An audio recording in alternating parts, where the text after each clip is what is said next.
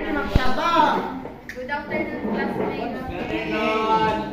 Now I'm going to discuss about how the sun works. So, any idea kung how the sun works? Anyone? Mag-attack siya, right? Attack siya light sa mga. Yes. The sun is Di ba ang sun kay moy source? giving light to the places where a lot of shadows. Ay, di ba ang kuha ng sun is source sa energy, di ba? So, mag-works ang sun because of the energy. Huh? Okay. Mag-works ako sa kapeng because of energy given sa sun. How the sun works? The sun works by the balance between its internal forces. Hydrostatic equilibrium between a force that prevents the sun from collapsing. A force holds it together. So as you can see on the illustration, this is hydrostatic equilibrium. So the sun works because of the hydrostatic equilibrium. So hydrostatic equilibrium is a balance between the gravity and the pressure. So without the hydrostatic equilibrium, kay balance man siya, the sun might implode or explode. So the inward holding force is the sun's own gravity. The outward non-collapsing force arises from the sun's internal gas pressure. So makita ninyo ang pressure na sa ubos nga ang gravity sa gawas.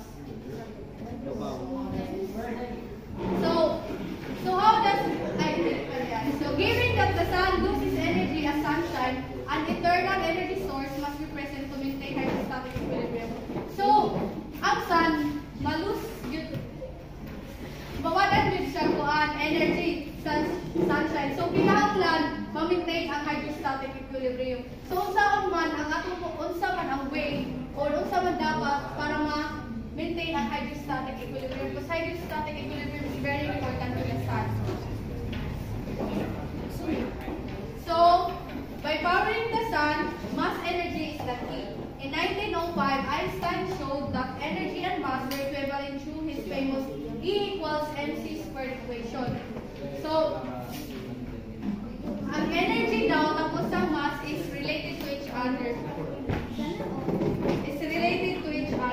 So, energy and mass are the same thing. They are related to each other, which made the constant happens to be the speed of light squared. So, this is the equation of the Einstein nga para ma-power ang sun. Pero na ay they did process for a mass conversion in the sun called nuclear fusion. So, base na mo ay idea about nuclear fusion anyone?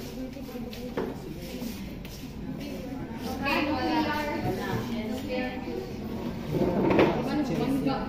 So, next. What is nuclear fusion?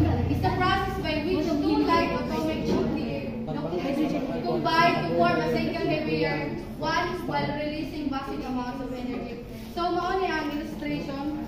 This is tritium and deuterium. So, makita diha nga ang deuterium na a hydrogen with one neutron. So, mao ni ang neutron mo ni. Lagi mao ni ang neutron. And tritium na siya duha ka neutron. So, ang sun higupo niya ang deuterium and tritium para mag-combine sila. So, pag mag-combine ang deuterium and tritium, mahimo na sila nga helium, which is ang helium ang mag-provide of energy o heat sa sun. So, ang naga-power sa sun is the nuclear fusion, ang helium. So, the power of sun is caused by the nuclear fusion. So, without nuclear fusion, ang sun din siya more. So, nuclear fusion, yun ang way nga nung naga-work ang sun.